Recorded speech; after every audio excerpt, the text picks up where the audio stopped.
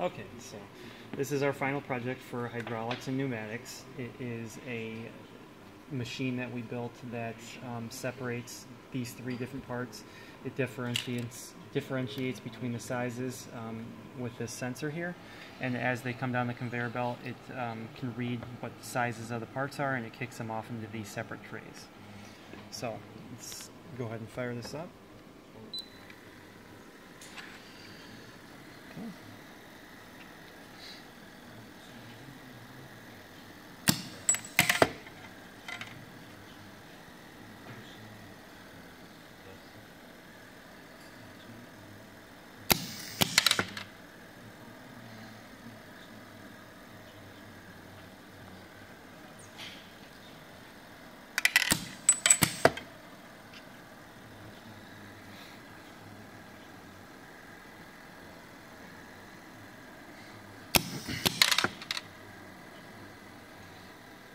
Every time the part passes through the sensor, we have a counter that counts every part that goes through.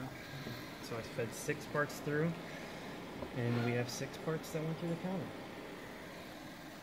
So we can go ahead and stop this with our on-off switch there. Alrighty, so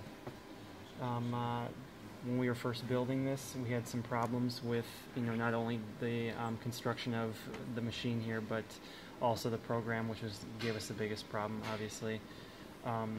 We had to go from some steel parts to wood based on the kind of cutting materials we had and things like that, and we all had to, get different sizes to make sure that these are level with the conveyor belt there. Also, the conveyor belt had a lip here, so we just used some duct tape to give it ramps up the sides to push the parts off so they wouldn't get caught on there. Also, you had to make sure these were level and could shoot off to the side without hitting each other, obviously. And, as you see the sensor here, we had to make sure that that was level with each other, going right so the sensor shoots into itself.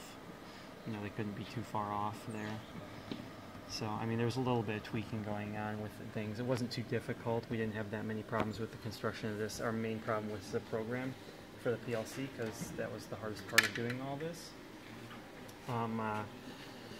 So, with the instructor's help, we were able to, make this program here, and it just was trial and error. We had to run it several times. One of the things was with the timing on each part going through, we had to adjust that several times, and the time that the sensor breaks to catch the part, we had to adjust that several times as well. Do you have anything else to add? Well, we added compares in, so when the part passes through the sensor, you obviously have an extension, but we put compare in so that we knew after a certain amount of time that passed that we'd need to retract the cylinders, and we did that. We did that a couple times for cylinder 1 and cylinder 2. Yeah, the hardest part was learning the PLC programming, so,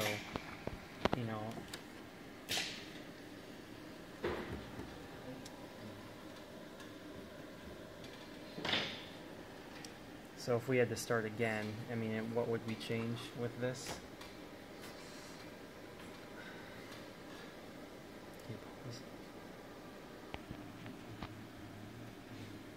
Okay.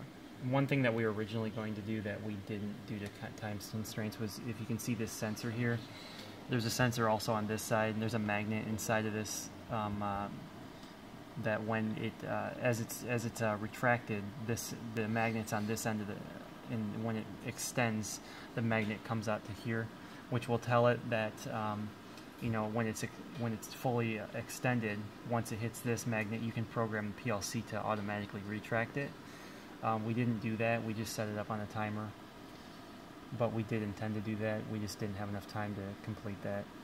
So that's one thing that we would have done differently if we had more time.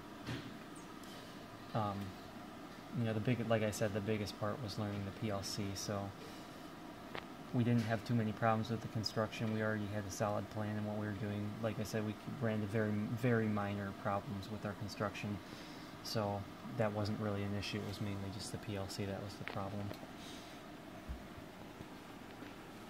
confusing. I would say that, I mean, I don't know, because aren't used to the PLC, but with a little bit of electrical, you know, the wiring's not that, it's not really that complicated, really. Just knowing the outputs and stuff on the PLC, which is also just learning the PLC itself, but once we got the hang of it, the wiring was really not that difficult.